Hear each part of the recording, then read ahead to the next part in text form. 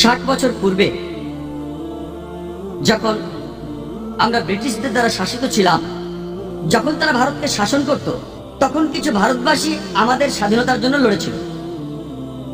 এই কতিপয় ভারতবাসী ব্রিটিশ সরকারের কাছে সন্ত্রাসী হিসেবে পরিচিত ছিল, কিন্তু ওই সকল ব্যক্তি আবার সাধারণ ভারতবাসীর কাছে পরিচিত ছিল একজন দেশপ্রেমিক এবং মুক্তিযোদ্ধা হিসেবে। একই ব্যক্তি, একই কর্মকাণ্ড, কিন্তু পরিচয় হচ্ছে দুটো। এক দলের কাছে তাদের পরিচয় হচ্ছে সন্ত্রাসী, আরেক দলের কাছে মুক্তিযোদ্ধা, দেশপ্রেমিক। একই ব্যক্তি, একই কর্মকাণ্ড, পরিচয় হচ্ছে তা দুটো। সুতরাং কোনো ব্যক্তিকে কোনো লেভেলে ফেলতে হলে আপনাকে খুঁজে বের করতে হবে যে সেই ব্যক্তিকে ওই লেভেলে ফেলার কারণটা কি। যদি আপনি একমত হন ব্রিটিশ সরকারের সাথে যে ব্রিটিশদের এই ভারত শাসন করা উচিত, তাহলে আপনি ওই ব্যক্তিদের সন্ত্রাসী বলতেই পারেন। কিন্তু আপনি যদি একমত হন ভারতবাসীর সাথে যে ব্রিটিশরা ভারতে এসেছিল শুধু ব্যবসা করতে, শাসন করতে নয়, তাহলে ওই ব্যক্তিদের আপনি বলবেন মুক্তিযোদ্ধা। দেখুন, একই ব্যক্তি, একই কর্মকাণ্ড, পরিচয় হচ্ছে তা দুটো। এখন আমি আপনাদের কাছে একজনের নাম বলবো, তিনি নেলসন ম্যান্ডেলা, যিনি রাষ্ট্রপতি ছিলেন নতুন স্বাধীন দক্ষিণ আফ্রিকার। এর আগে যে সরকার ছিল শ্বেতাঙ্গদের সরকার, তারা ম্যান্ডেলাকে আখ্যায়িত করেছিল একজন সন্ত্রাসী হিসেবে, আর আফ্রিকানদের কাছে ওই ম্যান্ডেলাই একজন বীর হিসেবে পরিচিত। একই ব্যক্তিকে শ্বেতাঙ্গরা বলল সন্ত্রাসী, আর কৃষ্ণাঙ্গরা তাকে বলল বীর। একই কর্মকাণ্ড, পরিচয় তার দুটো। যদি আপনি একমত হন দক্ষিণ আফ্রিকার শ্বেতাঙ্গ সরকারের সাথে যে আপনার গায়ের রং আপনাকে সর্বশ্রেষ্ঠ করেছে এবং আপনার গায়ের রংটি হচ্ছে সাদা, তাহলে আপনি নেলসন ম্যান্ডেলাকে এই পৃথিবীর শ্রেষ্ঠ সন্ত্রাসী মনে করতে পারেন। কিন্তু আপনি যদি একমত হন আফ্রিকানদের অর্থাৎ দক্ষিণ আফ্রিকার অধিবাসীদের সাথে যে আপনার গায়ের রং আপনাকে সর্বশ্রেষ্ঠ করে না, যেমন আল কোরআনের সূরা হুজুরাতের 13 নম্বর আয়াতে বলা হয়েছে যে ইয়া আইয়ুহান নাসু ইন্না খালাকনাকুম মিন যাকরিন ওয়া উনসা ওয়া জাআলনাকুম শুউবান ওয়া কাবাইলা লিতাআরাফু ইন্নাকুম মিনাল্লাহি ইয়াতকাকুম ইন্নাল্লাহা আলিমুল খাবীর। হে মানব জাতি, আমি তোমাদের সৃষ্টি করেছি এক জোড়া নরনারী থেকে এবং তোমাদের বিভক্ত করেছি জাতি ও গোত্রে, যাতে তোমরা একে অপরকে চিনতে পারো, অন্যের সহিত পরিচিত হতে পারো। এবং আল্লাহ তাআলার চোখে সবচেয়ে সম্মানিত ব্যক্তি হলেন মুত্তাকি। আল্লাহ মানুষের বর্ণ, লিঙ্গ, সম্পদের উপর বিচার করেন না, বিচার করেন তাকওয়ার উপর। এটা হলো নিরপেক্ষতা, ধর্মতান্ত্রিকতা এবং খোদার প্রতি সচেতনতা। আপনি যদি কোরআনের সাথে একমত হন এবং যেভাবে আমাদের মহানবী সাল্লাল্লাহু আলাইহি ওয়াসাল্লাম বিদায় হজ্জের সময় বলেছিলেন যে আজ থেকে সমস্ত ভেদাভেদ শেষ হয়ে গেল, তিনি বলেন অনারবদের কাছে আরবরা শ্রেষ্ঠ নয়, আরবদের কাছে অনারবরা শ্রেষ্ঠ নয়, শ্বেতাঙ্গদের কাছে কৃষ্ণাঙ্গরা শ্রেষ্ঠ নয়, কৃষ্ণাঙ্গদের কাছে শ্বেতাঙ্গরা শ্রেষ্ঠ নয়, একমাত্র নৈতিক মূল্যবোধ ছাড়া। তাই যদি আপনি কোরআনের দৃষ্টি এবং আমাদের প্রিয় নবী হযরত মুহাম্মদ সাল্লাল্লাহু আলাইহি সাল্লামের সঙ্গে একমত হন, তাহলে আপনি ম্যান্ডেলাকে সন্ত্রাসী না বলে এমন একজন ব্যক্তি হিসেবে আখ্যায়িত করবেন যে তার অধিকারের জন্য লড়াই করেছে।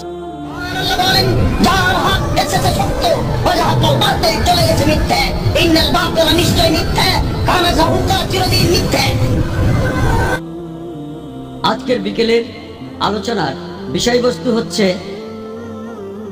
সন্ত্রাসবাদ, জিহাদ এবং ইসলামিক প্রেক্ষাপট। আপনাদের অনেকেরই হয়তো জানা আছে যে সমগ্র বিশ্বের শতকরা 20 জনেরও বেশি লোক হচ্ছে মুসলমান, অর্থাৎ পৃথিবীর 1/5 লোক হচ্ছে মুসলমান। কিন্তু দুঃখের বিষয় এই যে ইসলাম এমন একটি ধর্ম যার সম্পর্কে আছে অনেক ভ্রান্ত ধারণা, আর যে ধর্মটা সম্পর্কে এই পৃথিবীর ম্যাক্সিমাম ধর্মের বেশিরভাগ মানুষেরই একটি ভ্রান্ত ধারণা আছে, সেই ধর্মটি হচ্ছে ইসলাম। তারপরও ইসলামের অনুসারীদের সংখ্যা বেড়েই চলেছে সর্বোচ্চ হারে। এইসব ভ্রান্ত ধারণার জন্ম নিয়েছে বিশেষ করে বিগত 2001 সালের 11 সেপ্টেম্বর থেকে। বর্তমানে 1 নম্বরে আছে যে ভ্রান্ত ধারণাটি, তা হলো ইসলামে সন্ত্রাস ও জিহাদ। যখন কোনো অমুসলিম তার সামনে কোনো মুসলমানকে দেখে, তখনই তার মাথায় একটি চিন্তা আসে, এই লোকটি কি প্রকৃত মুসলমান নাকি জঙ্গি সন্ত্রাসী। মৌলবাদী শব্দটির অর্থ কি? মৌলবাদী হচ্ছে এমন একজন ব্যক্তি যিনি বিশেষ কোনো বিষয়ের মৌলিকত্বকে কঠোরভাবে মেনে চলেন। উদাহরণস্বরূপ, যদি কোনো ডাক্তারকে ভালো ডাক্তার হতে হয় তবে তাকে অবশ্যই চিকিৎসা শাস্ত্রের মৌলিকত্ব সম্পর্কে ভালোভাবে জানতে হবে। আর যদি সে একজন মৌলবাদী না হয় তাহলে সে কখনোই ভালো ডাক্তার হতে পারবে না। একজন বিজ্ঞানীকে ভালো বিজ্ঞানী হতে হলে বিজ্ঞানের মৌলিক বিষয় সম্পর্কে তাকে ভালোভাবে জানতে হবে। আর যদি সে ভালোভাবে না জানে তাহলে সে ভালো বিজ্ঞানী হতে পারবে না। একজন গণিতবিদের ক্ষেত্রেও বিষয়টি একই। গণিতবিদকেও একজন মৌলবাদী হতে হবে। যদি গণিত বিষয়ে তিনি মৌলবাদী না হন তাহলে কখনোই তিনি ভালো গণিতবিদ হতে পারবেন না। আপনি সকল মৌলবাদীকে এক পাল্লায় ওজন দিতে পারেন না, কারণ ভালো আছে মন্দও আছে। তাদের মধ্যে থেকে মৌলবাদের বিষয়ের উপর ভিত্তি করে আপনাকে বিচার করতে হবে কে ভালো মানুষ আর কে খারাপ মানুষ। যেমন ধরুন, একজন ব্যক্তি যে প্রকৃতপক্ষে একজন ডাকাত বা একজন চোর, যার পেশা হচ্ছে ডাকাতি করা বা চুরি করা, সে সমাজের জন্য একটা অভিশাপ। সে কখনোই ভালো মানুষ নয়। অন্যদিকে যদি আপনি একজন প্রকৃত ডাক্তারকে জানেন যার কাজ হচ্ছে মানুষের জীবন রক্ষা করা, তাহলে সে সমাজের জন্য উপকারী একজন ভালো মানুষ। আপনি সকল মৌলবাদীকে একই মাপকাঠিতে পরিমাপ করতে পারেন না, কারণ এদের মধ্যে ভালো আছে এবং খারাপ আছে। যার যার ক্ষেত্র অনুযায়ী মৌলবাদীদের পরিমাপ করা উচিত। আমি একজন মুসলমান মৌলবাদী হিসেবে গর্ববোধ করি, কারণ আমি জানি, আমি মানি এবং আমি ইসলামের মৌলিকত্বকে ঠিকভাবে পরিচর্যা করি। এবং আমি এও জানি যে ইসলামে এমন একটি মৌলিকত্ব নেই যা কখনো মানবতা বিরোধী হতে পারে। এবং আমি চ্যালেঞ্জ করতে পারি, এই পৃথিবীতে একটিও মানুষ পাওয়া যাবে না যে প্রমাণ দেখাতে পারবে ইসলামের মৌলিকত্ব মানবতা বিরোধী। এমন কিছু মানুষ আছে যারা মনে করে যে ইসলামের কিছু শিক্ষা এবং কোরআনের কিছু শিক্ষা মানবতা বিরোধী। কিন্তু আপনি যখন এর একটি প্রাসঙ্গিক ব্যাখ্যা করবেন, এর প্রেক্ষাপট তুলে ধরবেন, তখন একটি লোকও আপনি খুঁজে পাবেন না যে বলবে ইসলামের মৌলিকত্বের মধ্যে মানবতা বিরোধী কিছু আছে। এই কারণে আমি গর্ব করে বলতে পারি যে আমি একজন মৌলবাদী মুসলমান। এবং আমি জোর দিয়ে বলতে পারি যে একজন হিন্দুকে হিন্দু ধর্মে পরিপূর্ণতা লাভ করতে হলে তার ধর্মে তাকে মৌলবাদী হতে হবে, নইলে সে পরিপূর্ণ হিন্দু নয়। একজন খ্রিস্টানকে খ্রিস্টান ধর্মে তার জীবনের পরিপূর্ণতা আনতে হলে তাকে খ্রিস্টান ধর্মে মৌলবাদী হতে হবে, নইলে সে ভালো খ্রিস্টান নয়। যদি আপনারা পড়েন ওয়েবস্টারের অভিধানটি তাহলে জানতে পারবেন যে মৌলবাদ শব্দটি প্রথম আবিষ্কারের পর একদল আমেরিকান খ্রিস্টানের পরিচয়ের জন্য সেটি ব্যবহার হতো, যাতে বলা হতো প্রোটেস্ট্যান্ট খ্রিস্টান। সেটি বিংশ শতাব্দীর শুরুর দিকে, কারণ তারা গির্জার প্রতি আপত্তি জানায়।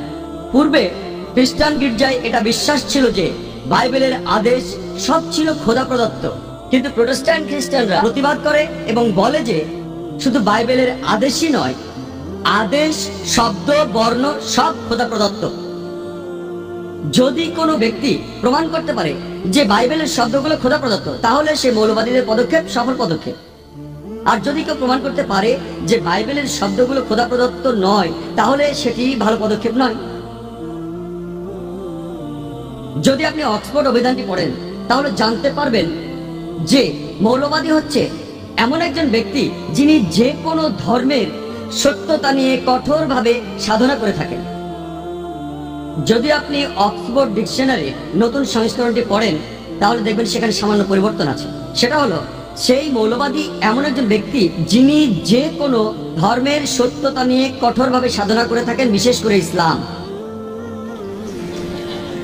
পরিবর্তিত সংস্করণে বিশেষ করে ইসলাম শব্দগুলো যোগ করা হয়েছে। যে মুহূর্তে আপনি মৌলবাদী শব্দটি শোনেন, ঠিক তখনই আপনি একজন মুসলমানের কথা চিন্তা করেন যে কিনা সন্ত্রাসী। সন্ত্রাসবাদের ব্যাপারে আমি যদি বলি, যদি মুসলমানদের ব্যাপারটা ধরি, তাহলে প্রত্যেকটি মুসলমানই এক একজন সন্ত্রাসী। আপনারা হয়তো অবাক হয়ে ভাবতে পারেন যে ডাক্তার জাকির নায়েক এসব কি কথা বলছেন যে প্রত্যেক মুসলমানই সন্ত্রাসী। সন্ত্রাসের সংজ্ঞাটা কি? সন্ত্রাসীর প্রকৃত অর্থ হচ্ছে যে অন্যায়ভাবে সমাজে মানুষকে ভয় দেখায়। একজন ডাকাত যদি কোনো পুলিশকে দেখে ভয় পায়, তাহলে সেই পুলিশ ডাকাতের কাছে একজন সন্ত্রাসী। তাই এই ধারণার ভিত্তিতে এই ধারণার ভিত্তিতে ডাকাতের কাছে প্রতিটি মুসলমানই এক একজন সন্ত্রাসী। যখন একজন ডাকাত মুসলমানকে দেখে তখন সে ভয় পায়, যখন একজন ধর্ষণকারী মুসলমানকে দেখে তখন সে ভয় পায়। এইভাবে প্রতিটি অসামাজিক কার্যকলাপ প্রত্যেকটি মুসলমানের এক একজন সন্ত্রাসী হওয়া উচিত। আমি মনে করি সন্ত্রাসী শব্দটি এমন একজন ব্যক্তির ক্ষেত্রে প্রযোজ্য যে অন্য কোনো নিরীহ ব্যক্তিকে ভয়ভীতি প্রদর্শন করে। এক্ষেত্রে কোনো মুসলমান কোনো নিরীহ ব্যক্তিকে ভয়ভীতি প্রদর্শন করে না। মুসলমানদের উচিত পরিকল্পনা অনুসারে অসামাজিক কাজের বিরুদ্ধে রুখে দাঁড়ানো, এবং বেশিরভাগ ক্ষেত্রে একজন ব্যক্তিকে দুটি ভিন্ন ধরনের কর্মকাণ্ডে অংশগ্রহণ করতে হয়। উদাহরণস্বরূপ 60 বছর পূর্বে যখন আমরা ব্রিটিশদের দ্বারা শাসিত ছিলাম, যখন তারা ভারতকে শাসন করত, তখন কিছু ভারতবাসী আমাদের স্বাধীনতার জন্য লড়েছিল। এই কতিপয় ভারতবাসী ব্রিটিশ সরকারের কাছে সন্ত্রাসী হিসেবে পরিচিত ছিল, কিন্তু ওই সকল ব্যক্তি আবার সাধারণ ভারতবাসীর কাছে পরিচিত ছিল একজন দেশপ্রেমিক এবং মুক্তিযোদ্ধা হিসেবে। একই ব্যক্তি, একই কর্মকাণ্ড, কিন্তু পরিচয় হচ্ছে দুটো। এক দলের কাছে তাদের পরিচয় হচ্ছে সন্ত্রাসী, আরেক দলের কাছে মুক্তিযোদ্ধা, দেশপ্রেমিক। একই ব্যক্তি, একই কর্মকাণ্ড, পরিচয় হচ্ছে তা দুটো। সুতরাং কোনো ব্যক্তিকে কোনো লেভেলে ফেলতে হলে আপনাকে খুঁজে বের করতে হবে যে সেই ব্যক্তিকে ওই লেভেলে ফেলার কারণটা কি। যদি আপনি একমত হন ব্রিটিশ সরকারের সাথে যে ব্রিটিশদের এই ভারত শাসন করা উচিত, তাহলে আপনি ওই ব্যক্তিদের সন্ত্রাসী বলতেই পারেন। কিন্তু আপনি যদি একমত হন ভারতবাসীর সাথে যে ব্রিটিশরা ভারতে এসেছিল শুধু ব্যবসা করতে, শাসন করতে নয়, তাহলে ওই ব্যক্তিদের আপনি বলবেন মুক্তিযোদ্ধা। দেখুন, একই ব্যক্তি, একই কর্মকাণ্ড, পরিচয় হচ্ছে তা দুটো। এখন আমি আপনাদের কাছে একজনের নাম বলবো, তিনি নেলসন ম্যান্ডেলা, যিনি রাষ্ট্রপতি ছিলেন নতুন স্বাধীন দক্ষিণ আফ্রিকার। এর আগে যে সরকার ছিল শ্বেতাঙ্গদের সরকার, তারা ম্যান্ডেলাকে আখ্যায়িত করেছিল একজন সন্ত্রাসী হিসেবে, আর আফ্রিকানদের কাছে ওই ম্যান্ডেলাই একজন বীর হিসেবে পরিচিত। একই ব্যক্তিকে শ্বেতাঙ্গরা বলল সন্ত্রাসী, আর কৃষ্ণাঙ্গরা তাকে বলল বীর। একই কর্মকাণ্ড, পরিচয় তার দুটো। যদি আপনি একমত হন দক্ষিণ আফ্রিকার শ্বেতাঙ্গ সরকারের সাথে যে আপনার গায়ের রং আপনাকে সর্বশ্রেষ্ঠ করেছে এবং আপনার গায়ের রংটি হচ্ছে সাদা, তাহলে আপনি নেলসন ম্যান্ডেলাকে এই পৃথিবীর শ্রেষ্ঠ সন্ত্রাসী মনে করতে পারেন। কিন্তু আপনি যদি একমত হন আফ্রিকানদের অর্থাৎ দক্ষিণ আফ্রিকার অধিবাসীদের সাথে যে আপনার গায়ের রং আপনাকে সর্বশ্রেষ্ঠ করে না, যেমন আল কোরআনের সূরা হুজুরাতের 13 নম্বর আয়াতে বলা হয়েছে যে ইয়া আইয়ুহান নাসু ইন্না খালাকনাকুম মিন যাকরিন ওয়া উনসা ওয়া জাআলনাকুম শুউবান ওয়া কাবাইলা লিতাআরাফু ইন্নাকুম মিনাল্লাহি ইয়াতকাকুম ইন্নাল্লাহা আলিমুন খাবীর। হে মানব জাতি, আমি তোমাদের সৃষ্টি করেছি এক জোড়া নরনারী থেকে এবং তোমাদের বিভক্ত করেছি জাতি ও গোত্রে, যাতে তোমরা একে অপরকে চিনতে পারো, অন্যের সহিত পরিচিত হতে পারো। এবং আল্লাহ তাআলার চোখে সবচেয়ে সম্মানিত ব্যক্তি হলেন মুত্তাকি। আল্লাহ মানুষের বর্ণ, লিঙ্গ, সম্পদের উপর বিচার করেন না, বিচার করেন তাকওয়ার উপর। এটা হলো নিরপেক্ষতা, ধর্মতান্ত্রিকতা এবং খোদার প্রতি সচেতনতা। আপনি যদি কোরআনের সাথে একমত হন এবং যেভাবে আমাদের মহানবী সাল্লাল্লাহু আলাইহি ওয়াসাল্লাম বিদায় হজের সময় বলেছিলেন যে আজ থেকে সমস্ত ভেদাভেদ শেষ হয়ে গেল, তিনি বলেন অনারবদের কাছে আরবরা শ্রেষ্ঠ নয়, আরবদের কাছে অনারবরা শ্রেষ্ঠ নয়, শ্বেতাঙ্গদের কাছে কৃষ্ণাঙ্গরা শ্রেষ্ঠ নয়, কৃষ্ণাঙ্গদের কাছে শ্বেতাঙ্গরা শ্রেষ্ঠ নয়, একমাত্র নৈতিক মূল্যবোধ ছাড়া। তাই যদি আপনি কোরআনের দৃষ্টি এবং আমাদের প্রিয় নবী হযরত মুহাম্মদ সাল্লাল্লাহু আলাইহি সাল্লামের সঙ্গে একমত হন, তাহলে আপনি ম্যান্ডেলাকে সন্ত্রাসী না বলে এমন একজন ব্যক্তি হিসেবে আখ্যায়িত করবেন যে তার অধিকারের জন্য লড়াই করেছে। তাই কোনো ব্যক্তি যদি আরেক ব্যক্তিকে কোনো স্তরে ভাগ করতে চায়, তবে তাকে অবশ্যই এর যথাযথ কারণ দেখাতে হবে। ইসলামে আলোচিত ভুল ধারণাগুলোর মধ্যে দ্বিতীয় আলোচ্য বিষয়টি হচ্ছে জিহাদ। এবং জিহাদের অর্থ সম্বন্ধে শুধুমাত্র অমুসলমানদের মাঝে নয়, এমনকি মুসলমানদের মাঝেও ভুল ধারণা আছে। বেশিরভাগ মানুষই মুসলমান হোক আর অমুসলমানই হোক, তারা মনে করে যে কোন মুসলমান যুদ্ধ করুক, যে কোনো যুদ্ধ যে কোনো কারণেই করুক না কেন, সেটা যে কোনো ব্যক্তিগত ব্যাপারে হতে পারে, রাজনৈতিক ব্যাপারে হতে পারে, দেশের ব্যাপারে হতে পারে, ভাষাগত ব্যাপারে হতে পারে, যে কোনো কারণে মুসলমান যুদ্ধ করলেই সেটা হলো জিহাদ।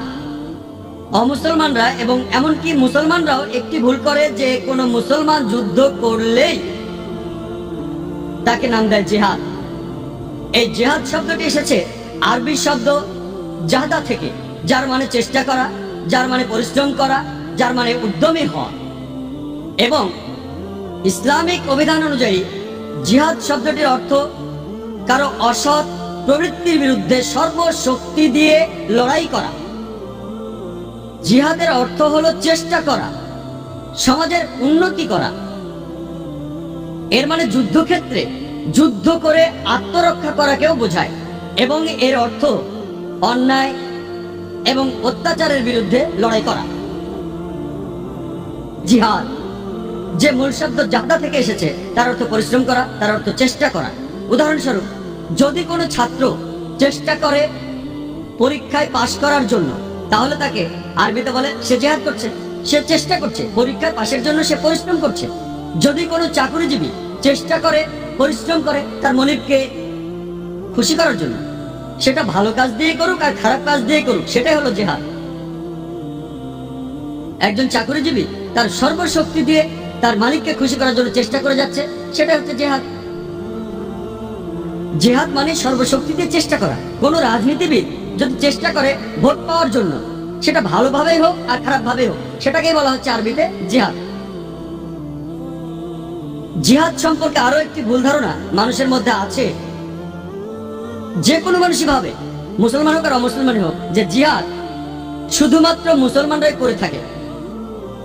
মূলত কোরআনের বাণীতে আল্লাহ সুবহানাহু ওয়া তাআলা বলেছেন যে অমুসলমানেরাও জিহাদ করে।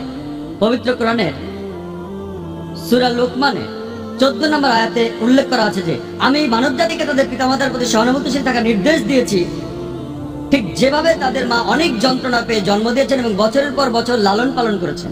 এরপর সূরা লুকমানের 15 নম্বর আয়াতে উল্লেখ করা হয়েছে যে কিন্তু যদি তারা চেষ্টা করে, মানে তোমাদের পিতামাতা যদি চেষ্টা করে, তোমাদের চাপ দেয় অন্য কারো ইবাদত করার জন্য আল্লাহ ছাড়া, মানে আল্লাহ ব্যতীত, যাদের সম্পর্কে তোমাদের কোনো ধারণা নেই।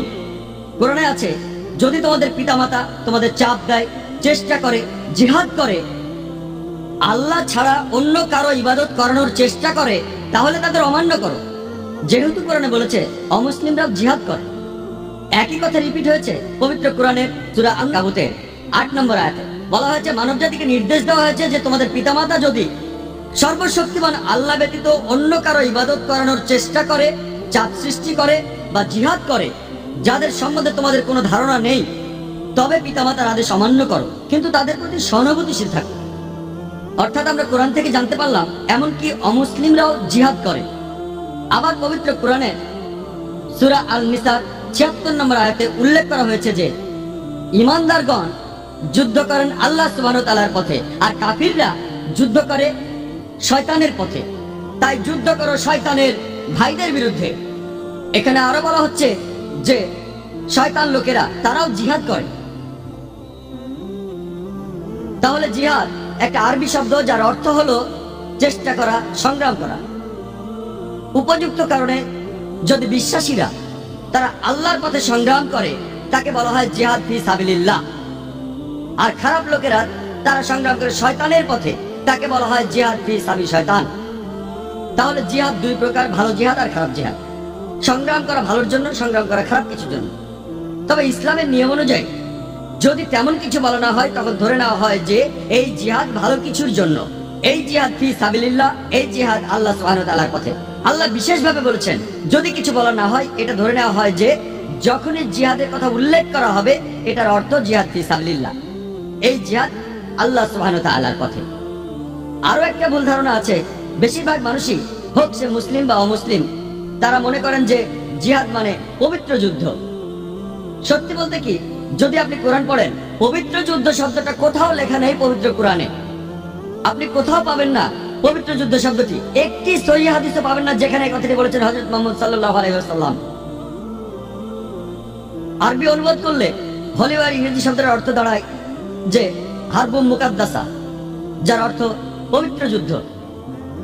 এই শব্দটা কোথাও উল্লেখ নেই পবিত্র কোরআনে, কোথাও উল্লেখ নেই একটি হাদিসেও নেই হযরত মুহাম্মদ সাল্লাল্লাহু আলাইহি সাল্লামের। এই শব্দটা পবিত্র যুদ্ধ প্রথম ব্যবহার করেছিল ওরিয়েন্টালিস্টরা, যখন তারা বই লিখতে শুরু করলো ইসলামের উপর। আর দুর্ভাগ্যজনকভাবে অনেক মুসলমান পণ্ডিত, এমনকি তারাও জিহাদের অনুবাদ করেন পবিত্র যুদ্ধ। এটা দুর্ভাগ্যজনক। যদি কেউ একজন ভুল করে ব্যাখ্যা দেয় ইসলামের কোনো কিছু, দুর্ভাগ্যজনকভাবে অনেক মুসলমান পণ্ডিত, এমনকি তারাও ইংরেজিতে অনুবাদ করেন আর মনে করেন যে জিহাদ শব্দটি সবচেয়ে কাছাকাছি ইংরেজি হলো হলিওয়া। এটা সম্পূর্ণ ভুল। যে শব্দটার উল্লেখ আছে কোরআনে সেটা হলো যুদ্ধ, যার আরবি হলো কিতাল, যার অর্থ হত্যা করা। এবং এখানেও যুদ্ধ দুই প্রকার, হত্যা করা দুই প্রকার, ভালোর জন্য যুদ্ধ, খারাপের জন্য যুদ্ধ। পবিত্র কোরআনে উল্লেখ আছে সূরা নিসার ৭৬ নম্বর আয়াতে যে বিশ্বাসীরা তারা যুদ্ধ করে আল্লাহ সুবহানাহু ওয়া তাআলার পথে, তারা যুদ্ধ করে আল্লাহ সুবহানাহু ওয়া তাআলার পথে, আর অবিশ্বাসীরা তারা যুদ্ধ করে শয়তানের পথে। তাহলে বিশ্বাসীরা তারা যুদ্ধ করে শয়তানের ভাইদের বিরুদ্ধে, তার অর্থ খারাপ লোকেরা তারা যুদ্ধ করে শয়তানের পথে, আর ভালো লোকেরা তারা যুদ্ধ করে মহান স্রষ্টার পথে। তাহলে জিহাদ কোনোভাবেই পবিত্র যুদ্ধ নয়। আর কিতালের অর্থ যুদ্ধ করা, কিতাল ফি সাবিলিল্লাহ অর্থ যুদ্ধ করা আল্লাহ সুবহানাহু ওয়া তাআলার পথে, আর কিতাল ফি সাবি শয়তান অর্থ যুদ্ধ করা শয়তানের পথে। জিহাদ শব্দটা কোরআনে উল্লেখ করা হয়েছে অনেকবার বিভিন্ন প্রসঙ্গে। এই শব্দটা ব্যবহার করেছেন আমাদের প্রিয় নবী হযরত মুহাম্মদ সাল্লাল্লাহু আলাইহি ওয়াসাল্লাম নির্ভরযোগ্য অনেক হাদিসে। যদি আপনি কোরআন পড়েন, পবিত্র কোরআনের সূরা হজের ৭৮ নম্বর আয়াতে উল্লেখ করা আছে যে চেষ্টা করো আল্লাহ সুবহানাহু ওয়া তাআলার পথে, যেভাবে চেষ্টা করা উচিত আন্তরিকভাবে আর নিয়মের সাথে। চেষ্টা করো আল্লাহ সুবহানাহু ওয়া তাআলার পথে আর যেভাবে তোমার চেষ্টা করা উচিত। পবিত্র কোরআনে সূরা তাওবার ২০ নম্বর আয়াতে উল্লেখ আছে যে সেই সব বিশ্বাসীদের জন্য যারা হিজরত করে আর চেষ্টা করে শক্তি আর বুদ্ধি দিয়ে আল্লাহ সুবহানাহু ওয়া তাআলার পথে, তাদের শরীর, সম্পদ আর সম্পত্তি দিয়ে।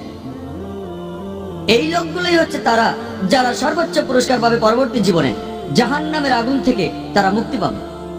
এর অর্থ হচ্ছে এখানে বলা হয়েছে যে সেই সব লোক যারা হিজরত করে, তারা যদি সংগ্রাম করে, যদি জিহাদ করে, যদি চেষ্টা করে সর্বশক্তিমান আল্লাহর পথে, ভালো কাজ করে, যাবতীয় সম্পদ দিয়ে, স্বাস্থ্য দিয়ে, অর্থ দিয়ে, সময় দিয়ে, এই লোকগুলো সর্বোচ্চ সম্মান পাবে পরবর্তী জীবনে এবং তারা বেহেশতে যাবে। একই কথার উল্লেখ আছে আমাদের প্রিয় নবী হযরত মুহাম্মদ সাল্লাল্লাহু আলাইহি সাল্লামের হাদিসে। সহিহ বুখারীর ৪র্থ খণ্ডে ৪৬ নম্বর হাদিসে আমাদের প্রিয় নবী হযরত মুহাম্মদ সাল্লাল্লাহু আলাইহি সাল্লাম বলেছেন যে একজন মুজাহিদ যে চেষ্টা করে আল্লাহ তাআলার পথে, আর আল্লাহ নিজেই জানেন কোন মানুষটা জিহাদ করে তার পথে আন্তরিকতার সাথে। যেমন একজন মানুষ যিনি নিয়মিত রোজা রাখেন আর নামাজ পড়েন, আর যদি কোনো ব্যক্তি যে একজন মুজাহিদ আল্লাহর পথে চেষ্টা করেন, তিনি যদি নিহত হন তিনি বেহেশতে যাবেন। আর যদি তিনি ফিরে আসেন, তিনি আসবেন বড় কোনো পুরস্কার নিয়ে আর গনিমতের মাল নিয়ে। জিহাদ শব্দটা পবিত্র কোরআনে বেশ কিছু জায়গায় উল্লেখ করা হয়েছে। আল্লাহ সুবহানাহু ওয়া তাআলা কোরআনের সূরা আনকাবুতের ৬ নম্বর আয়াতে বলেছেন, সেখানে আছে যে চেষ্টা করো আল্লাহ সুবহানাহু ওয়া তাআলার পথে, যেভাবে তোমার চেষ্টা করা উচিত। কিন্তু আল্লাহ সুবহানাহু ওয়া তাআলার কোনো অভাব নেই। তার মানে তুমি যদি চেষ্টা করো আল্লাহ সুবহানাহু ওয়া তাআলার পথে, তুমি নিজের জন্যই চেষ্টা করছো, কারণ আল্লাহ সুবহানাহু ওয়া তাআলা সৃষ্টিকর্তা, তার কোনো অভাব নেই। এটা নির্দেশ করছে যদি আপনি চেষ্টা করেন সর্বশক্তিমান স্রষ্টার পথে, সেটা আপনার নিজের ভালোর জন্য। এটা সর্বশক্তিমান স্রষ্টার ভালোর জন্য নয়, কারণ তিনি তার সৃষ্টির কোনো কিছুর উপর নির্ভরশীল নন, তিনি স্বনির্ভর, অন্য কারো সাহায্যের তার প্রয়োজন নেই। যদি আপনি চেষ্টা করেন, এখানে বলা হচ্ছে সেটা আপনার ভালোর জন্য। আল্লাহ পবিত্র কোরআনের সূরা তাওবার ২৪ নম্বর আয়াতে উল্লেখ করেছেন যে কুল ইন কানা আবাউকুম, যদি সে তোমার বাবা হয়, ওয়া আবনাউকুম, অথবা তোমার সন্তান, ওয়া ইখওয়ানুকুম, অথবা ভাই, ওয়া আজওয়াজুকুম, অথবা তোমার সঙ্গী, স্বামী বা স্ত্রী, ওয়া আশিরাতুকুম, অথবা আত্মীয় স্বজন, ওয়া আমওয়ালুন ইখতারাফতুমুহা, ওয়া তিজারাতুন তাখশাউনা কাসাদাহা, ওয়া মাসাকিনু তারযাউনাহা, যে সম্পদ তুমি জমিয়েছো, যে ব্যবসা তুমি পরিচালনা করো, যে ঘরে তুমি বাস করো। আল্লাহ বলেছেন তোমার যা কিছু গুরুত্বপূর্ণ, তোমার বাবা, তোমার সন্তান, তোমার ভাই, তোমার স্বামী বা স্ত্রী, তোমার আত্মীয় স্বজন, যে সম্পদ তুমি জমিয়েছো, যে ব্যবসা দিয়ে তুমি রোজগার করো, যে ঘরে তুমি বাস করো, তোমার কাছে আর কি গুরুত্বপূর্ণ? আল্লাহ আরো বলছেন, আহাব্বা ইলাইকুম মিনাল্লাহি ওয়া রাসূলিহি ওয়া জিহাদিন ফি সাবিলিহি। তুমি যদি এই 8টা জিনিসকে বেশি ভালোবাসো, আল্লাহ থেকে, তার নবী থেকে, এবং আল্লাহ সুবহানাহু ওয়া তাআলার পথে জিহাদ করো। জিহাদ শব্দটা আবার এখানে এসেছে, বলা হয়েছে যদি তুমি 8টা জিনিসকে বেশি ভালোবাসো সর্বশক্তিমান আল্লাহ থেকে, আল্লাহ প্রেরিত নবী থেকে, আর যদি তুমি জিহাদ করো, যদি সংগ্রাম করো আল্লাহ সুবহানাহু ওয়া তাআলার পথে, তাহলে হাত্তা ইয়াতি আল্লাহু বিআমরি ওয়াল্লাহু লা ইয়াহদিল ফাসিকিন। অপেক্ষা করো যতক্ষণ আল্লাহ তোমার ব্যাপারে সিদ্ধান্ত না নেন, অপেক্ষা করো যতক্ষণ আল্লাহ তোমাকে ধ্বংস না করেন, ওয়াল্লাহু লা ইয়াহদিল ফাসিকিন। এবং আল্লাহ ফাসিক লোকদের পথ দেখান না। আল্লাহ বলছেন যদি তুমি এই 8টা জিনিসকে বেশি ভালোবাসো আল্লাহর থেকে, সর্বশক্তিমান স্রষ্টার থেকে, তার প্রেরিত নবী থেকে, এবং চেষ্টা করো আল্লাহ সুবহানাহু ওয়া তাআলার পথে, তাহলে অপেক্ষা করো যতক্ষণ আল্লাহ তোমার ব্যাপারে সিদ্ধান্ত না নেন। আর আল্লাহ ফাসিক এবং অবাধ্য লোকদের পথ দেখান না। আর আপনি অনেক হাদিস পাবেন আমাদের প্রিয় নবী হযরত মুহাম্মদ সাল্লাল্লাহু আলাইহি ওয়াসাল্লাম, তিনি জিহাদ সম্পর্কে বলেছেন। এটা উল্লেখ করা আছে সহিহ বুখারী 4th খণ্ডের হাদিস নাম্বার 2784-তে। এখানে বলা হয়েছে হযরত আয়েশা রাদিয়াল্লাহু তাআলা আনহা, তিনি হযরত মুহাম্মদ সাল্লাল্লাহু আলাইহি ওয়াসাল্লামের স্ত্রী, জিজ্ঞেস করলেন হযরত মুহাম্মদ সাল্লাল্লাহু আলাইহি ওয়াসাল্লামকে, আমাদেরকে জিহাদে যাওয়া উচিত নয়? এবং মহানবী সাল্লাল্লাহু আলাইহি ওয়াসাল্লাম বললেন, তোমাদের জন্য সর্বশ্রেষ্ঠ জিহাদ হলো একটি নির্ভুল হজ। অন্য আরেকটি জায়গায় এটার উল্লেখ আছে সহিহ বুখারীর 5792 নম্বর হাদিসে, যে একজন লোক মহানবী সাল্লাল্লাহু আলাইহি ওয়াসাল্লামের কাছে আসলো এবং বলল যে আমার কি জিহাদে যাওয়া উচিত? আর এখানে জিহাদ সংগ্রাম করা বলতে বোঝানো হচ্ছে খারাপ লোকদের বিরুদ্ধে যুদ্ধ করা। তো লোকটা জিজ্ঞেস করলো, আমার কি জিহাদে যাওয়া উচিত খারাপ লোকদের বিরুদ্ধে যুদ্ধ করতে? তখন হযরত মুহাম্মদ সাল্লাল্লাহু আলাইহি ওয়াসাল্লাম জিজ্ঞেস করলেন, তোমার কি বাবা মা আছেন? লোকটা বলল আছে। মহানবী সাল্লাল্লাহু আলাইহি ওয়াসাল্লাম বললেন, তোমার জন্য সর্বশ্রেষ্ঠ জিহাদ হলো তোমার বাবা মায়ের সেবা করা। অন্য আরেকটি জায়গায় যেটার উল্লেখ আছে সুনান নিসাইতে হাদিস নাম্বার 4209, যে এক লোক মহানবী সাল্লাল্লাহু আলাইহি ওয়াসাল্লামকে জিজ্ঞেস করলো কোন জিহাদটি সর্বশ্রেষ্ঠ জিহাদ, এবং তিনি বললেন শ্রেষ্ঠ জিহাদ হচ্ছে সেই জিহাদ সব সময় সত্য কথা বলতে হবে অত্যাচারী শাসকের বিরুদ্ধে। এখানে আপনারা দেখলেন যে বিভিন্ন পরিস্থিতির কারণে সর্বশ্রেষ্ঠ জিহাদ, The best type of struggling keeps on differing. কোন সময় মহানবী বলেছেন শ্রেষ্ঠ জিহাদ হলো সঠিক নিয়মে হজ করা, That is the perfect pilgrimage. আরেক জায়গায় মহানবী বলেছেন শ্রেষ্ঠ জিহাদ হলো তোমার বাবা মায়ের সেবা করা। অন্য আরেক জায়গায় মহানবী বলেছেন শ্রেষ্ঠ জিহাদ, শ্রেষ্ঠ সংগ্রাম, শ্রেষ্ঠ প্রচেষ্টা হলো সত্যি কথা বলা অত্যাচারী শাসকের বিরুদ্ধে। এবং প্রিয় নবী মুহাম্মদ সাল্লাল্লাহু আলাইহি ওয়াসাল্লাম বলেছেন, এটার উল্লেখ আছে সহিহ ইবনে হাব্বানে, যে মহানবী বলেছেন একজন মুজাহিদ যে চেষ্টা করে, একজন মুজাহিদ সেই ব্যক্তি যে চেষ্টা করে নিজের বিরুদ্ধে যুদ্ধ করে আল্লাহ সুবহানাহু ওয়া তাআলার কারণে, এবং আরেকজন মুহাজির যে দেশ ত্যাগ করে, হিজরত করে মন্দ থেকে ভালোর দিকে। এখানে আপনি পাবেন যে জিহাদ বিভিন্ন প্রসঙ্গে ব্যবহার করা হয়েছে, আর পরিস্থিতির উপর নির্ভর করে সর্বশ্রেষ্ঠ জিহাদ বিভিন্ন রকম হয়েছে। তাহলে জিহাদ সম্পর্কে ধারণা পেতে গেলে আপনাকে পড়তে হবে ইসলামের ধর্মগ্রন্থগুলি, অর্থাৎ পবিত্র কোরআন এবং সহিহ হাদিস মহানবী সাল্লাল্লাহু আলাইহি সাল্লামের।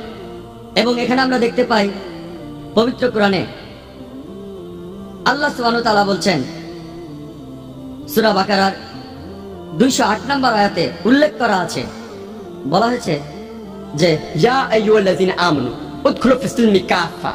ও তুমি বিশ্বাস করো, ইসলামের জগতে প্রবেশ করো সমস্ত অন্তর দিয়ে, এবং অনুসরণ করো না খুতওয়াতুল শয়তান, শয়তানের দেখানো পথ। এখানে আল্লাহ নির্দিষ্ট করে বলেছেন যে ও তুমি বিশ্বাস করো, ও বিশ্বাসীরা অনুসরণ করো না শয়তানের দেখানো পথ। অনেক জায়গায় কোরআন বলছে শয়তানকে অনুসরণ করো না, কিন্তু এখানে আল্লাহ বলছেন অনুসরণ করো না শয়তানের দেখানো পথ। এখানে কি কোনো পার্থক্য আছে শয়তান আর শয়তানের দেখানো পথের মধ্যে? কেন আল্লাহ সুবহানাহু ওয়া তাআলা শব্দগুলি বদলালেন? এটার কারণ হলো, কারো যদি সামান্যতম ঈমান থাকে, বিশ্বাস থাকে, উদাহরণস্বরূপ বলা যায় যদি কোনো যুবতী মেয়ে আসে এবং তাকে বলে যে চলো আমরা রাতে একসাথে থাকি, যেহেতু লোকটার বিশ্বাস আছে তাই সে বলবে না, কখনোই না, এটা সম্পূর্ণ নিষিদ্ধ, এটা গুনাহ, এবং সে এটা করবে না। কিন্তু এই একই ব্যক্তি যার সামান্য বিশ্বাস আছে, যদি কোনো যুবতীর ফোন আসে, সে বলবে কোনো ক্ষতি নেই যুবতীর সাথে কথা বললে, তাই সে বারবার ফোনে কথা বলল। কিছুদিন পর সেই মেয়েটি বলল চলো আমরা একসাথে চা খাই বাইরে, আর কিছুদিন পর সে চা খেতে গেল, তখন সে ম্যাকডোনাল্ডসের মতো কোনো হোটেলে যেতে পারে আর ম্যাকডোনাল্ডসেই গেল। কিছুদিন পর তারা যেতে পারে কোনো রেস্টুরেন্টে ডিনার করার জন্য, এবং আর কিছুদিন পর তারা একসঙ্গে রাত কাটাতে পারে একটা হোটেলে। এটাই হলো খুতুয়াতুস শয়তান, শয়তানের দেখানো পথ। শয়তান আর শয়তানের দেখানো পথের মধ্যে পার্থক্য, যদি কোনো শয়তান নিজে কারো সামনে আসে যার বিশ্বাস আছে, সে সঙ্গে সঙ্গে শয়তানকে চিনতে পারবে এবং তার থেকে দূরে থাকবে। কিন্তু যদি শয়তানের দেখানো পথ সামনে আসে, এর মধ্যে আকর্ষণ আছে। শুধু একটা মেয়ের সাথে কথা বললে কি সমস্যা, শুধু একটু চা খেলে কি সমস্যা, কোনো সমস্যা নেই। শুধু ম্যাকডোনাল্ডসে বার্গার খাওয়া, কোনো সমস্যা নেই। শুধু একটু ডিনার করা, কোনো সমস্যা নেই। শুধু একটা রাত থাকা, কোনো সমস্যা নেই। তাই আল্লাহ কোরআনে বলছেন, তিনি আমাদের জন্য পথ নির্দেশ দিয়েছেন, ও তোমরা বিশ্বাস করো, ইসলাম গ্রহণ করো অন্তর দিয়ে। ইয়া আইয়ুহাল্লাযিনা আমানু উদখুলু ফিস-সিলমি কাফা, এবং অনুসরণ করো না খুতুয়াতুস শয়তান, শয়তানের দেখানো পথ, কারণ সে তোমার জন্য একটি ঘোষিত শত্রু। এবং সর্বশ্রেষ্ঠ উপায়গুলির একটি সর্বশ্রেষ্ঠ জিহাদ, একটি সর্বশ্রেষ্ঠ সংগ্রাম হলো তাদের কাছে সত্যের বাণী নিয়ে যাওয়া যারা এটা সম্পর্কে জানে না। একটি সর্বশ্রেষ্ঠ জিহাদ হলো দাওয়া, পৌঁছে দেওয়া ইসলামের সত্যের বাণী, সত্যকে পৌঁছে দেওয়া তাদের কাছে যারা এটা সম্পর্কে জানে না। এবং আল্লাহ পবিত্র কোরআনে সূরা আল ইমরানের 110 নম্বর আয়াতে উল্লেখ করেছেন যে, কুনতুম খায়রা উম্মাতিন উখরিজাত লিন-নাস, ও মুসলমানেরা, তোমরা সমগ্র মানব জাতির মধ্যে সর্বশ্রেষ্ঠ। আল্লাহ আমাদের সম্মান দিয়েছেন এবং বলছেন মানব জাতির মধ্যে শ্রেষ্ঠ। কোন সম্মানই দায়িত্ব ছাড়া আসে না। আল্লাহ আরো বলছেন এবং আমাদের দায়িত্ব দিয়েছেন, তা'মিরুনা বিল মা'রুফি ওয়া তানহাউনা আনিল মুনকার ওয়া তু'মিনুনা বিল্লাহ, কারণ তুমি উৎসাহিত করো ভালো কাজে, নিষেধ করো খারাপ কাজে, আর তুমি আল্লাহকে বিশ্বাস করো। যে কারণে আল্লাহ সর্বশক্তিমান আমাদের মানব জাতির মধ্যে শ্রেষ্ঠ বলেছেন, সেটা হলো আমরা মানুষকে ভালো কাজে উৎসাহিত করি, খারাপ কাজে নিষেধ করি। যদি আপনি উৎসাহিত না করেন ভালো কাজে, এবং যদি কোনো ব্যক্তিকে নিষেধ না করেন খারাপ কাজ করতে, সে মুসলমান বলে ডাকার যোগ্য নয়, সে এই নামে ডাকার উপযুক্ত নয়। খায়রা উম্মাহ, যারা মানুষের মধ্যে সর্বশ্রেষ্ঠ। তাই যে কারণে আমাদের এই সম্মান দেওয়া হয়েছে তা হলো ভালো কাজে মানুষকে উৎসাহিত করা এবং খারাপ কাজে নিষেধ করা। আর আমি শুরু করেছিলাম পবিত্র কোরআনের একটি আয়াত দিয়ে। সূরা ইসরার 81 নম্বর আয়াতে উল্লেখ আছে যে, ওয়াকুল জাল হক ওয়া যাকাল বাতিল ইন্নাল বাতিলা কানা যাহুকা, যখন সত্যকে মিথ্যের মতো শোনায়, মিথ্যে ধ্বংস হয়, কারণ মিথ্যে তার নিজের কারণে নিজে ধ্বংস হতে বাধ্য। এটা একটা কর্তব্য প্রত্যেক মানুষের জন্য। তার উচিত হবে সত্যটা পৌঁছে দেয়া তাদের কাছে যারা এটা সম্পর্কে কিছুই জানে না। এটাই কারণ একটি প্রধান শর্ত। যে কোনো মানুষের বেহেশত পেতে হলে কিছু শর্ত পবিত্র কোরআনে সূরা আল আসরের 1 থেকে 3 নম্বর আয়াতে উল্লেখ করা হয়েছে যে, ওয়াল আসর ইন্নাল ইনসানা লাফি খুসর ইল্লাল্লাযিনা আমানু ওয়া আমিলুস সলিহাতি ওয়া তাওয়াসাউ বিল হাক্কি ওয়া তাওয়াসাউ বিস সাবর, সময়ের সাথে সাথে সবকিছুই হারিয়ে যাবে, শুধু থাকবে যাদের বিশ্বাস আছে, যারা ভালো কাজ করে, যারা মানুষকে সত্যের পথে নিয়ে আসে, এবং যারা মানুষকে ধৈর্য ও অধ্যবসায়ের পথে নিয়ে আসে। শুধুমাত্র বিশ্বাস আপনাকে বেহেশতে নিয়ে যেতে পারে না, বিশ্বাসের পাশাপাশি আপনাকে ভালো কাজ করতে হবে, মানুষকে সত্যের পথে নিয়ে আসতে হবে এবং মানুষকে ধৈর্য আর অধ্যবসায়ের পথে আনতে হবে। যদি এর কোনো একটি শর্ত পূরণ না হয়, সাধারণ অবস্থায় কোরআনের আয়াত অনুযায়ী আপনি প্রবেশ করতে পারবেন না জান্নাতে, আপনি পাবেন না বেহেশত। এবং আজকে আমরা দেখি যে আন্তর্জাতিক মিডিয়া, হোক সেটা স্যাটেলাইট টিভি চ্যানেল, হোক সেটা খবরের কাগজ, হোক সেটা কোনো ম্যাগাজিন, আপনি দেখবেন যে ইসলামকে তোপের মুখে রাখা হয়েছে। এমনকি ইন্টারনেটেও বহু মিথ্যে খবর আছে ইসলাম সম্পর্কে। এবং আমি ব্যক্তিগতভাবে রিচার্ড হেন্ডসের মন্তব্যের সাথে একমত, যিনি আমেরিকার কনসাল জেনারেল চেন্নাইতে। তিনি বলেছিলেন যে আমেরিকান জাতি কখনো ইসলামের বিরুদ্ধে নয়। আমি তার সাথে একমত। আমি বেশ কয়েকবার আমেরিকা গিয়েছি। আমেরিকার সমস্ত লোকজন আমি তার সাথে একমত। আমেরিকার সমস্ত লোকজন ইসলামের বিরুদ্ধে নয়। আর একই কথা আমি ইন্ডিয়ান ভাইদের বলছি যে ইন্ডিয়ান হিন্দুরা সবাই ইসলামের বিপক্ষে না, তারা বিপক্ষে না। আমাদের অনেক হিন্দু বন্ধু রয়েছে, কোনো সমস্যা নেই। এটা হতে পারে ছোট্ট একটা দল ইন্ডিয়ান, নিজেদের সুবিধার জন্য তারা ইসলামের নিন্দা করে। এটা হতে পারে ছোট্ট একটা দল ইউরোপিয়ানদের, নিজেদের লাভের জন্য তারা চেষ্টা করে ইসলামের নিন্দা করতে, তাদের নিজেদের ব্যক্তিগত কারণ। কিছু মানুষ কারণ তারা ক্ষমতা যেতে চায়। এটা একটা সহজ ভোট ব্যাংক, দুই ধর্মের মানুষকে আলাদা করে রাখা। কিছু মানুষ রাষ্ট্রপ্রধানের ভুলগুলোকে নিয়ে যায় অন্য পথে, তার চিন্তাটাকে অন্যদিকে নিয়ে যায়, অন্য আরেক ঘটনা তৈরি করে ইসলামকে তোপের মুখে রেখে। তাই আমি মেনে নিচ্ছি যে সব মিলিয়ে আমেরিকান জাতি ইসলামের বিপক্ষে না, সব মিলিয়ে ইন্ডিয়ান অমুসলিমরা ইসলামের বিপক্ষে না, এটা শুধুমাত্র হাতে গোনা কয়েকজন। আর এই কটা লোকই মিডিয়াকে কন্ট্রোল করছে। ব্যক্তিগতভাবে রিচার্ড হেন্ডসের মন্তব্যের সাথে একমত, যিনি আমেরিকার কনসাল জেনারেল চেন্নাইতে। তিনি বলেছিলেন যে আমেরিকান জাতি কখনো ইসলামের বিরুদ্ধে নয়। আমি তার সাথে একমত। আমি বেশ কয়েকবার আমেরিকা গিয়েছি। আমেরিকার সমস্ত লোকজন আমি তার সাথে একমত। আমেরিকার সমস্ত লোকজন ইসলামের বিরুদ্ধে নয়। আর একই কথা আমি ইন্ডিয়ান ভাইদের বলছি যে ইন্ডিয়ান হিন্দুরা সবাই ইসলামের বিপক্ষে না, তারা বিপক্ষে না। আমাদের অনেক হিন্দু বন্ধু রয়েছে, কোনো সমস্যা নেই। এটা হতে পারে ছোট্ট একটা দল ইন্ডিয়ান, নিজেদের সুবিধার জন্য তারা ইসলামের নিন্দা করে। এটা হতে পারে ছোট্ট একটা দল ইউরোপিয়ানদের নিজেদের লাভের জন্য তারা চেষ্টা করে ইসলামের নিন্দা করতে, তাদের নিজেদের ব্যক্তিগত কারণ। কিছু মানুষ কারণ তারা ক্ষমতা যেতে চায়, এটা একটা সহজ ভোট ব্যাংক, দুই ধর্মের মানুষকে আলাদা করে রাখা। কিছু মানুষ রাষ্ট্রপ্রধানের ভুলগুলোকে নিয়ে যায় অন্য পথে, তার চিন্তাটাকে অন্যদিকে নিয়ে যায়, অন্য আরেক ঘটনা তৈরি করে ইসলামকে তোপের মুখে রেখে। তাহলে আমি এটা মানছি যে জাতি হিসেবে পুরো আমেরিকা ইসলামের বিপক্ষে না, জাতি হিসেবে ভারতের অমুসলিমরা ইসলামের বিপক্ষে না, শুধুমাত্র সিলেক্টেড কিছু লোকজন। আর এই লোকগুলোই মিডিয়াকে কন্ট্রোল করছে। একবার টাইম ম্যাগাজিনে একটা আর্টিকেল এসেছিল এপ্রিল মাসের 16 তারিখ 1979 সালে। লেখা ছিল 60,000-এরও বেশি বই লেখা হয়েছে ইসলামের বিপক্ষে মাত্র 150 বছরের মধ্যে। 60,000-এরও বেশি বই ইসলামের বিপক্ষে লেখা হয়েছে মাত্র 150 বছরের মধ্যে। আপনি যদি হিসেব করেন টাইম ম্যাগাজিনের এই আর্টিকেল অনুযায়ী প্রত্যেক দিন ইসলামের বিপক্ষে একটার বেশি বই লেখা হয়েছে, প্রত্যেক দিন। আর মিডিয়া, আমি মিডিয়াকে দোষ দেবো আর দোষ দেবো পলিটিশিয়ানদের। আমাদের আজকের এই সমস্যার জন্য আমার মতে দায়ী এই সমস্যার জন্য মিডিয়া আর পলিটিশিয়ানরা। আমার কথায় যদি কেউ আহত হয়ে থাকেন তাহলে আমি দুঃখিত, কারণ আমি কাউকে আঘাত করতে চাইনি। এটা জাস্ট আমার মতামত। আপনি যদি মিডিয়াকে ভালো করে দেখেন, আমি জানি এখানে অনেক সাংবাদিক আছেন। সকালেও আমি বলেছিলাম যে অধিকাংশ সাংবাদিক আছেন সত্যবাদী আর তারা বেশ ভালো। বিপক্ষে রয়েছে বেশিরভাগ মানুষ অর্ধেকেরও বেশি। এর মানে কিন্তু সবাই না, এর মানে অর্ধেকেরও বেশি। আর আপনি যদি ভালোভাবে দেখেন যে আজকে বিশেষভাবে মুসলমানদের টার্গেট করছে মিডিয়া। যেমন ধরুন, যদি কোনো মুসলমান মহিলা পরেন হিজাব, সে টার্গেট হবে। একই সাথে গির্জার নামদের দেখেন, তারাও কিন্তু পরে থাকেন একই রকম পোশাক, পুরো শরীর ঢাকা, মুখ আর হাতের কবজি থেকে খোলা থাকে। মানুষ তাদের শ্রদ্ধা করে। কেন? পার্থক্যটা কোথায়? যদি কোনো মুসলমান দাড়ি রাখে তার মানে হচ্ছে সে সন্ত্রাসী। কিন্তু শিখরা ওরাও দাড়ি রাখে, কোনো সমস্যা নেই। ওরা পাগড়ি পরে, তাতেও সমস্যা নেই। আমি 90-এর দশকে যখন প্রথম কানাডা গিয়েছিলাম, সেখানে দেখি একজন শিখ, সে কোর্টে মামলা করেছিল। সে ছিল একজন কানাডিয়ান নাগরিক, আর সে কেস করেছিল যে সে কানাডিয়ান আর্মিতে তার পাগড়ি খুলবে না, এবং কেসে জিতেছিল। গত মাসে একটা খবর এসেছিল যে একজন শিখ, সে ইংল্যান্ডের নাগরিক এবং কোর্টে কেস করেছিল, সে তার মাথার পাগড়ি খুলবে না কলেজে, আর সে জিতেছিল। আর এখানে দেখি যদি কোনো মুসলমান দাড়ি রাখে তাহলে মানুষ ভাবে দাড়ি তার ক্ষতি করতে পারে। আমি জানি না দাড়ি কোন ক্ষতিটা করতে পারে, একটা মাছিও তো মারতে পারে না। একটা টুপি কি ক্ষতি করতে পারে? কেউ কোনো অস্ত্র নিয়ে ঘুরে বেড়াচ্ছে, তাকে অ্যারেস্ট করুন, ভালো কথা।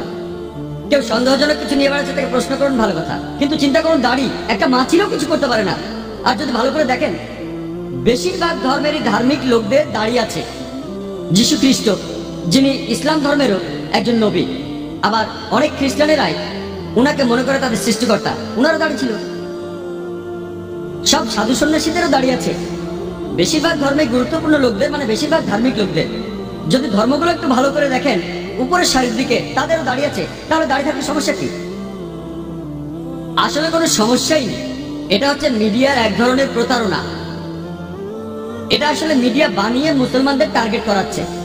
আর এর ফলে এখনকার পৃথিবীর অবস্থা হচ্ছে যে ইসলাম সম্পর্কে একটা ভুল ধারণা আছে, এবং মুসলমানদেরও দোষ দেব যে আমরা তাদের কাছে সত্যি কথাটা পৌঁছে দিতে পারছি না, একেবারে পারছি না। এদিকে কোরআনের বেশ কিছু আয়াত প্রসঙ্গ ছাড়া উল্লেখ করা হয়েছে। আর কোরআনের একটা বিখ্যাত আয়াত, যেখানে সমালোচকরা বলছে যে কোরআন বলছে যদি কোনো অমুসলিমকে দেখো তাকে মেরে ফেলো। আর ইন্ডিয়ার একজন বিখ্যাত সমালোচক, যার নাম অরুণ সুরি, তিনি একটা বই লিখেছেন এ ওয়ার্ড অফ ফতোয়া। তিনি কোরআনের উদ্ধৃতি দিয়ে লিখেছেন সূরা তাওবার 5 নম্বর আয়াতে উল্লেখ আছে, তার মধ্যে কোরআন বলছে যদি কোনো কাফেরের সাথে দেখা হয় ব্র্যাকেটের মধ্যে হিন্দু। যদি কোনো কাফেরের সাথে দেখা হয় ব্র্যাকেটে হিন্দু, তাকে মেরে ফেলো। তার বিরুদ্ধে যুদ্ধের সব প্রস্তুতি নিয়ে রাখো। তাহলে ভেবে দেখুন, যদি কোনো সাধারণ নিরীহ হিন্দু এটা পড়ে, কোরআন বলে যদি কোনো হিন্দুর সাথে দেখা হয় তাকে মেরে ফেলো, তাহলে তখনই তার একটা প্রতিক্রিয়া হবে, লোকটা ইসলামের বিরুদ্ধে চলে যাবে। সমস্যা হচ্ছে কিছু হাতে গোনা লোক তাদের নিজেদের উদ্দেশ্য পূরণ করতে চাচ্ছে, কারণ তারাই এই বইগুলো লিখছে, যেমন এ ওয়ার্ল্ড অফ ফতোয়া। ইনিও অন্যান্য সমালোচকদের মতো কোরআনের উদ্ধৃতি দিয়েছেন। প্রথমে সূরা তাওবার 5 নম্বর আয়াত থেকে বলেছেন, আবার 5 নম্বর আয়াত থেকে 7 নম্বরে গেছেন সরাসরি। একজন জ্ঞানী লোক বুঝতে পারবেন কেন এটা করেছে, কারণ 6 নম্বর আয়াতই আসল চাবি, সব অভিযোগের উত্তর সেখানে। শানে নজুল সহ যদি সূরা তাওবা আপনারা পড়েন, এর প্রথম দিকে বলা হচ্ছে একটা শান্তি চুক্তির কথা মুসলমান আর মক্কার মুশরিকদের মধ্যে। এই শান্তি চুক্তিটা ইচ্ছা করে ভেঙেছিল মক্কার মুশরিকরাই। আর তখনই মহান আল্লাহ 5 নম্বর আয়াতে বলেন যে যুদ্ধের ময়দানে যখনই তোমার শত্রুকে দেখতে পাবে, কাফির মানে অবিশ্বাসী শত্রু, যখনই তোমার শত্রুকে দেখতে পাবে ওকে মেরে ফেলো।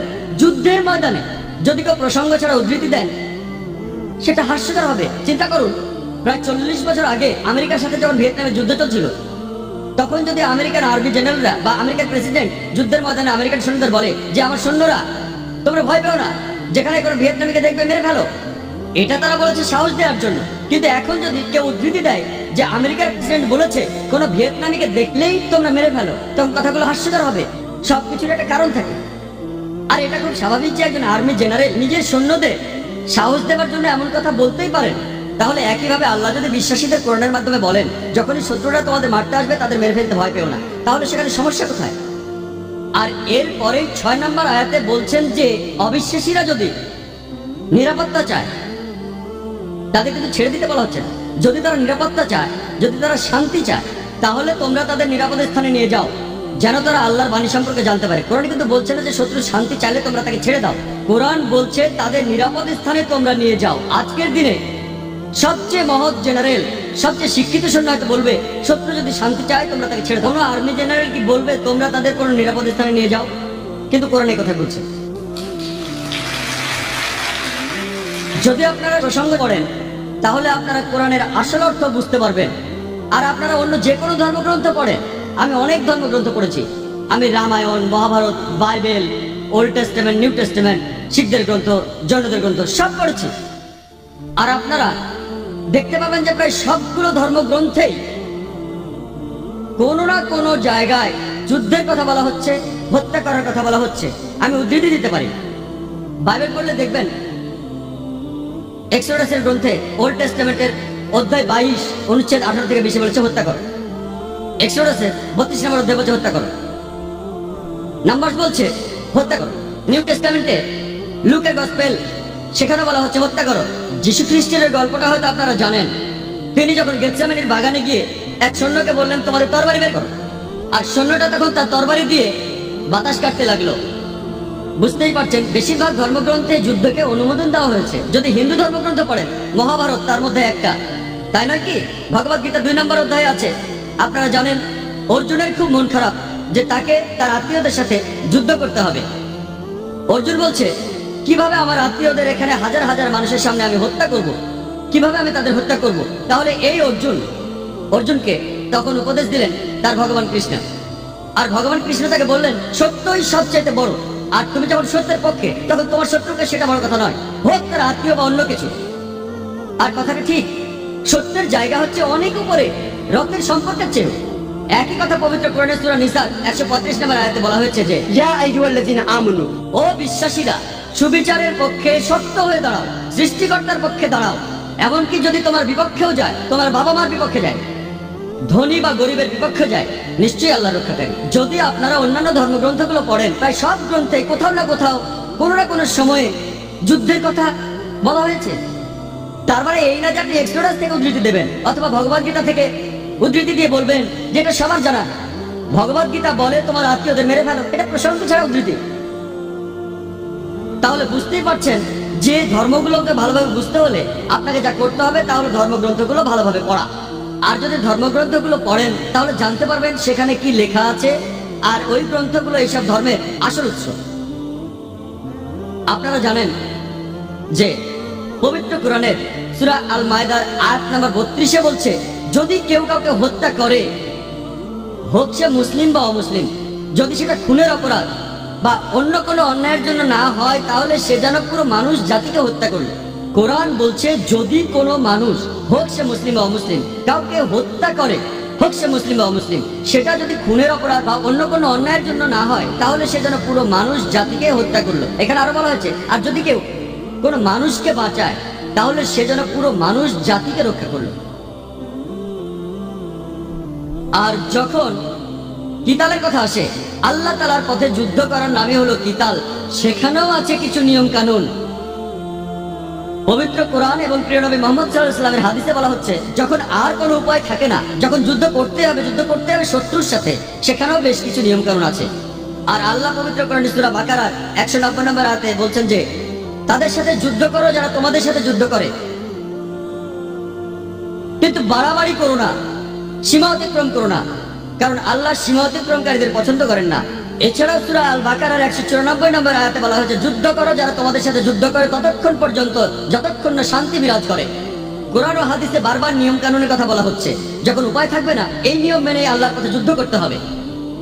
সেখানে আপনারা দেখবেন, যখন যুদ্ধ করব, আমরা মহিলাদের ক্ষতি করব না, আমরা শিশুদের ক্ষতি করব না, বাড়ির ভিতর বয়স্ক লোকদের ক্ষতি করব না, আমরা মন্দির ভাঙবো না, গির্জা ভাঙচুর করব না, আমরা গাছপালা পোড়াবো না, গাছপালা কেটে ফেলবো না, আমরা শস্য ক্ষেত পোড়াবো না, পশু পাখি হত্যা করবো না, এমন আরো অনেক নিয়ম মানতে হবে। একটা বইয়ের কথা বলি, যেটা লিখেছেন রামকৃষ্ণ রাও, সেটা লিখেছেন মহানবী হযরত মুহাম্মদ সাল্লাল্লাহু আলাইহি ওয়াসাল্লামের জীবনের উপরে। তিনি লিখেছেন যে আমাদের নবীর জীবদ্দশায় যতগুলো যুদ্ধ হয়েছে সেই সময়ে, মোট 22 বছরে, তিনি নিজে থেকে একটা হিসেব বের করেছেন যে 1018 জন মানুষ মারা গেছে ওই যুদ্ধে। কতজন? 1018 জন। আপনারা প্রথম বিশ্বযুদ্ধের পরিসংখ্যান জানেন? কতজন মানুষ মারা গিয়েছিল? কতজন মারা গিয়েছিল? কতজন? 2 কোটি মানুষ, 1 কোটি সৈন্য, 1 কোটি সাধারণ মানুষ। দ্বিতীয় বিশ্বযুদ্ধ 3 কোটি মানুষ মারা গিয়েছিল, আর 3.5 কোটি আহত হয়েছিল। তুলনা করেন। আপনারা যদি পেছনের দিকে ভালো করে তাকান, তাহলে কোরআনের আয়াতগুলোর অর্থ এবং তাৎপর্য খুব ভালোভাবে উপলব্ধি করতে পারবেন। একটা খুব কমন অভিযোগ আছে ইসলামের বিরুদ্ধে, যেটা 1 নম্বর অভিযোগ, একটা ভুল ধারণা যে ইসলামের প্রসার ঘটেছে তরবারির মাধ্যমে। ইসলাম শব্দটা এসেছে সালাম থেকে, যার অর্থ শান্তি। ইসলাম এসেছে সালাম থেকে, যার অর্থ শান্তি, যার অর্থ স্রষ্টার কাছে নিজের ইচ্ছাকে সমর্পণ করা। যখন কেউ মহান স্রষ্টার কাছে নিজের ইচ্ছাকে সমর্পণ করে শান্তির জন্য, তখন সে মুসলমান। চিন্তা করুন, যদি আপনারা অনুবাদ করেন যে ইসলাম ছড়ানো হয়েছে তরবারি দিয়ে, তার মানে শান্তি ছড়ানো হয়েছে তরবারি দিয়ে। আর ইসলাম প্রথাগতভাবে যুদ্ধের বিপক্ষে কথা বলে, কিন্তু কোনো উপায় না থাকলে শক্তি প্রয়োগ করা যাবে। আর এটা তো সবারই জানা আছে, এই পৃথিবীর প্রত্যেকটা দেশেই পুলিশ আছে। এই পুলিশে শক্তি প্রয়োগ করে। যখন কোনো সাধারণ মানুষ, কোনো নাগরিক বা অন্য কেউ সেই দেশের আইন ভঙ্গ করে, পুলিশ তখন শক্তি প্রয়োগ করে সেই দেশের শান্তি রক্ষা করার জন্য। তাহলে প্রত্যেক দেশে পুলিশ আছে, তারা শক্তি প্রয়োগ করে, সঙ্গে অস্ত্র রাখে। এদিকে ইসলাম কিন্তু যুদ্ধের বিপক্ষে, প্রধানত শান্তির কথা বলে। আর কোনো উপায় না থাকলে, কারণ কিছু মানুষ আছে শান্তি চায় না, তারা চায় না যে সবাই শান্তিতে থাকে, ওদেরকে কন্ট্রোল করার জন্য শেষ উপায় হিসেবে ইসলাম শক্তি প্রয়োগ আর যুদ্ধের অনুমতি দেয়। শেষ উপায় হিসেবে ইসলাম তরবারি দিয়ে ছড়ানো হয়েছে, এই ভুল ধারণাটার উত্তর বেশ ভালোভাবে দিয়েছেন একজন বিখ্যাত ঐতিহাসিক, যার নাম ডি লেসি ওলেরি। তিনি তার বই ইসলাম অ্যাট দ্য ক্রস রোডের 8 নম্বর পৃষ্ঠায় লিখেছেন যে ইতিহাসে এটা পরিষ্কার যে মুসলমানদের তরবারি হাতে নিয়ে ইসলাম ছড়ানো আর বিভিন্ন দেশ জয় করার আজগুবি এই গল্পটা মিথ্যে ছাড়া কিছুই নয়। এই অত্যন্ত মুখরোচক মিথ্যেটাকে বারবার বলা হয়েছে গল্প আকারে। ডিলেসি ওলেরি লিখেছেন তার ইসলাম অ্যাট দ্য ক্রস রোডে, ইতিহাসে এটা পরিষ্কার যে মুসলমানদের তরবারি হাতে নিয়ে ইসলাম ছড়ানো আর পৃথিবীর বিভিন্ন দেশ জয় করার গল্পটা অসাধারণ আজগুবি একটা বানানো মিথ্যে গল্প ছাড়া আর কিছুই নয়, যেটা বারবার বলা হয়েছে। আর আমরা জানি যে মুসলমানরা, আমরা স্পেনে 800 বছর রাজত্ব করেছি, আমরা সেখানে তরবারি দিয়ে কাউকে ইসলাম গ্রহণ করতে বাধ্য করিনি। পরবর্তীতে ক্রুসেডরা এসে যখন মুসলমানদের সরিয়ে দিল, সেই সময় একজন মুসলমানও প্রকাশ্যে আজান দিতে পারতো না। মুসলমানরা মানে আমরা গত 1400 বছর ধরে আরব বিশ্বে রাজত্ব করছি। কিছু সময় ব্রিটিশ শাসন করেছে, কিছু সময় ফ্রেঞ্চ শাসন করেছে। এই সময়টা বাদে পুরো 1400 বছর ধরে মুসলমানরা আরব বিশ্বে রাজত্ব করছে। আর এখন এই আরব বিশ্বে প্রায় 1.5 কোটিরও বেশি লোক হলো কপ্টিক খ্রিস্টান। কপ্টিক খ্রিস্টান মানে যারা বংশ পরম্পরায় খ্রিস্টান। আরবের এই 1.5 কোটি কপ্টিক খ্রিস্টানরা এর সাক্ষী আছে, এরা সাক্ষ্য দিচ্ছে যে ইসলামের প্রসার তরবারি দিয়ে হয়নি। মুসলমানরা ইন্ডিয়া শাসন করেছে প্রায় 1000 বছর। যদি তারা চাইতো তাহলে প্রত্যেক ইন্ডিয়ানকে তরবারির মুখে ইসলাম গ্রহণে বাধ্য করত। আজকে 1000 বছর পরেও ইন্ডিয়ার শতকরা 80 জন লোক মুসলমান নয়। এই 80% অমুসলিম ইন্ডিয়ান এরা সাক্ষ্য দেবে যে ইসলাম তরবারির মুখে প্রসার লাভ করেনি। কোন মুসলমান আর্মি মালয়েশিয়া জয় করতে গিয়েছিল? মালয়েশিয়াতে শতকরা 50 ভাগেরও বেশি মানুষ মুসলমান। কোন মুসলমান আর্মি ইন্দোনেশিয়াতে গিয়েছিল? ইন্দোনেশিয়ায় মুসলমানের সংখ্যা পৃথিবীর সবচেয়ে বেশি। কোন মুসলমান আর্মি আফ্রিকার পূর্ব উপকূলে গিয়েছিল? কোন মুসলমান আর্মি? কোন তরবারি? থমাস কার্লাইনের একটা উত্তর দিয়েছেন। তিনি একজন বিখ্যাত ঐতিহাসিক ইউরোপের। আর তিনি বলেছেন, কোন তরবারি? তোমার তরবারি থাকতে হবে। প্রত্যেকটা নতুন ধারণায় একজনের মনে জন্ম নেয়, একজন মানুষের মাথায় জন্ম নেয়। একজন পুরো পৃথিবীর বিপক্ষে, একজন সব মানুষের বিরুদ্ধে। তখন যদি কেউ তরবারি দিয়ে সেটা ছড়াতে চায়, খুব একটা লাভ হবে না। প্রথমে একটা তরবারি থাকতে হবে। উনি বুদ্ধির তরবারির কথা বলেছেন। আল্লাহ একই কথা কোরআনে সূরা নাহলের 125 নম্বর আয়াতে এইভাবে বলেছেন, উদু ইলা সাবিলি রাব্বিকা বিল হিকমা ওয়াল মাউযাতিল হাসনা ওয়াজাদিল বিল্লাতি আহসান। তাদের জ্ঞানের কথা বলো আর সুন্দরভাবে আল্লাহর পথে নিয়ে এসো। তাদের যুক্তি দেখাও যেটা সবচেয়ে ভালো আর যেটা সবচেয়ে গ্রহণযোগ্য। আমরা এই পরিসংখ্যান আছে যে পেন ট্রুথ ম্যাগাজিনে একটা আর্টিকেল এসেছিল, যেটা রিডার্স ডাইজেস্টের অ্যালমানাক ইয়ারবুক 1986 সালের একটা কপি ছিল। সেখানে একটা পরিসংখ্যান ছিল গত 50 বছরে বিভিন্ন ধর্মের অনুসারীরা সংখ্যায় কত বেড়েছে 1934 থেকে 84 সালের মধ্যে। আর এই পরিসংখ্যানে 1 নম্বরে ছিল সবচেয়ে বেশি বেড়েছে ইসলাম 235%। অর্থাৎ 50 বছরে ইসলাম বেড়েছে 235%, খ্রিস্টান বেড়েছে মাত্র 47%। আমি একটা প্রশ্ন করছি, কোন যুদ্ধ কি হয়েছে 1934 থেকে 84 মধ্যে, যে যুদ্ধের কারণে অমুসলিমরা ইসলাম ধর্ম গ্রহণ করেছে? কোন যুদ্ধটা? এখন আমেরিকার সবচেয়ে জনপ্রিয় ধর্ম হচ্ছে ইসলাম, ইংল্যান্ডের সবচেয়ে জনপ্রিয় ধর্ম ইসলাম। আমি আবার প্রশ্ন করছি যে কোন মুসলমান আমেরিকানদেরকে ইসলাম গ্রহণ করতে বাধ্য করেছে? আমি আবার প্রশ্ন করছি যে কোন মুসলমান ইউরোপিয়ানদেরকে ইসলাম গ্রহণ করতে বাধ্য করেছে? আমেরিকানদের কথা বলার স্বাধীনতা আছে, ইউরোপের কথা বলার স্বাধীনতা আছে। ইসলাম যদি মহিলাদের অত্যাচার করে, তাহলে অমুসলিম মহিলারা ইসলাম গ্রহণ করে কেন? যারা মুসলমান হচ্ছে তাদের 3 ভাগের 2 ভাগই মহিলা, সেটা কিভাবে? কারণ ইসলামের সমস্যার সমাধান আছে, পুরা মানুষ জাতির জীবন বিধান আছে। আমেরিকার একটা পরিসংখ্যান কোম্পানি যাদের অফিস ওয়াশিংটনে, তারা বলেছে 11 সেপ্টেম্বরের মাত্র 2 মাস পরে 20,000 লোক ইসলাম গ্রহণ করেছে।